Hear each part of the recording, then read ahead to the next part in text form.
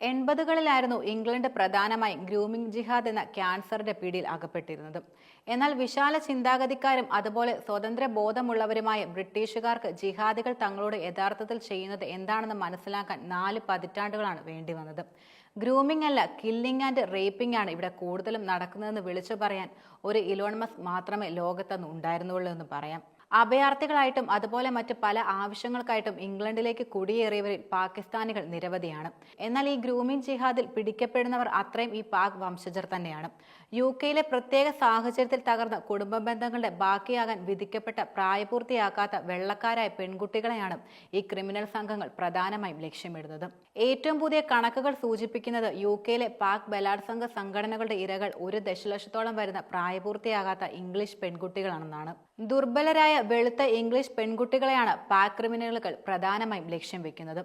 കൊള്ളക്കാരായ ഇംഗ്ലീഷുകാരെ കാണുന്നത് easy meet ആയിട്ടെന്നാണ് British പാർലമെന്റിൽ Jack straw MP നടത്തിയ പ്രസ്താവനയിൽ പറഞ്ഞത്. ഇത് വലിയ പ്രതികരണങ്ങൾക്കാണ് ശരിക്കും ഇടയാക്കിയതും. ഇംഗ്ലണ്ടിൽ ഭൂരിപക്ഷമായി വളർന്നുകൊണ്ടിരിക്കുന്ന മുസ്ലിം ജനസമൂഹം ഇതിനെ വംശീയ കാർഡ് ഇറക്കി പ്രതിരോധിക്കുകയാണ് ചെയ്തത്.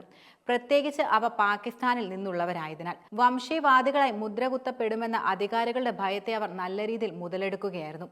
അതിനാൽ ഇംഗ്ലണ്ട് മൗനം ഭജിച്ചു എന്ന് പറയാം. UK 7 മുസ്ലിം പുരുഷന്മാരിൽ ഒരാൾ വീതം ഇത്തരം മുസ്ലിം ക്രിമിനൽ സംഘടനകളിൽ ഉൾപ്പെട്ടവരെന്നാണ് പുതിയ പഠനങ്ങൾ വെളിപ്പെടുത്തുന്നത്.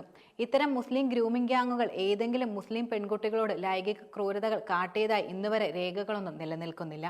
നിയമവ്യവസ്ഥയും പ്രോസിക്യൂഷനും നിലവിൽ ഉണ്ടായിരുന്നിട്ടും ബ്രിട്ടീഷ് അധികാരികൾ ഈ 4 പതിറ്റാണ്ടിനിടെ ഈ ക്രിമിനൽ പ്രവർത്തനം നിർത്താൻ വേണ്ടതൊന്നും ചെയ്തിട്ടില്ല എന്നതാണ് UK ശക്തമായ സർക്കാർ വിരുദ്ധ പ്രതിഷേധത്തിന് ഇടയാക്കുകയും ചെയ്തത്.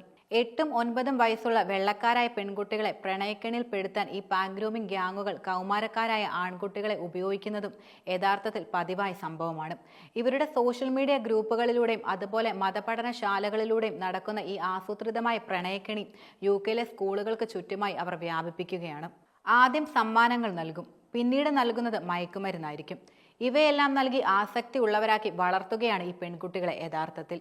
തുടർന്ന് പെൺകുട്ടികളെ ഭീഷണിപ്പെടുത്തി കൂട്ട ബലാത്സംഗം ചെയ്യും. ഓടിപ്പോകാൻ ശ്രമിക്കുന്നവർക്ക് ക്രൂരമായ മരണമായിരിക്കും ശിക്ഷയായി വിധിക്കുക. അതിക്രൂരമായ ലൈംഗിക ദുരുപയോഗ വാർത്തകളാണ് ഇംഗ്ലണ്ടിൽ നിന്നും ഇപ്പോൾ പ്രധാനമായി പുറത്തു വന്നുകൊണ്ടിരിക്കുന്നത്.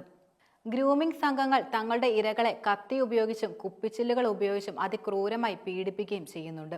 മാത്രമല്ല ചില പെൺകുട്ടികളുടെ നാവിൽ കടുത്ത പോറലും ഏൽപ്പിക്കും. ഓരോ വെള്ളിയാഴ്ചകളിലും ഈ കുട്ടികളെ അവരുടെ വീടുകളിൽ നിന്ന് കൊണ്ടുവരികയും വാരാന്ത്യങ്ങളിൽ നൂറുകണക്കിന് പുരുഷന്മാരാൽ ബലാത്സംഗം ചെയ്യുകയുമാണ്. ചോരയൊലിപ്പിച്ച ശരീരവുമായി തിങ്കളാഴ്ചകളിൽ ഈ പെൺകുട്ടികൾ വീട്ടിലേക്ക് മടങ്ങിയെത്തും. എന്നാൽ ഈ കുട്ടികൾക്ക് തങ്ങളുടെ വീടുകളിൽ വേണ്ടത്ര ശ്രദ്ധ ലഭിക്കുകയുമില്ല. ക്രിസ്ത്യൻ എന്ന വ്യക്തിയായിരുന്നു തന്റെ പേരക്കുട്ടി ഇത്തരം കൊടും ക്രൂരതയ്ക്ക് ഇരയാക്കപ്പെട്ട വിവരം ഒരു ചാനലിനോട് പറഞ്ഞിരുന്നത്. പരാതിക്ക് മുതിർന്നാൽ രക്ഷിതാക്കളുടെ തെറ്റാണ് കുട്ടികൾ വഴിതെറ്റിയതിന് കാരണമെന്ന് പറയും. നിലവിൽ ബ്രിട്ടനിൽ 9നും 14നും ഇടയിൽ പ്രായമുള്ള പെൺകുട്ടികളിൽ വലിയൊരു പങ്കും ഒന്നിലധികം പുരുഷന്മാരുടെ ലൈംഗിക ചൂഷണത്തിനും ക്രൂരതകൾക്കും ഇരയായതാണ് പുറത്തുവരുന്ന റിപ്പോർട്ടുകളെല്ലാം സൂചിപ്പിക്കുന്നത്.